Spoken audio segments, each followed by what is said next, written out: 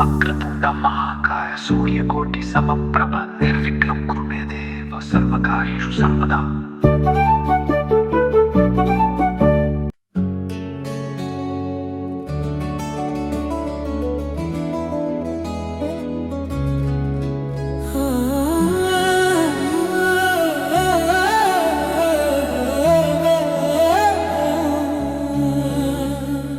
నేనిక్కడే మిగిలి తినే సీత, నా మది నీతో నడిచనులే సీత. నిన్ను నాలో చూసి తినే సీత, నా సగభాగం నీవే కదా సీత.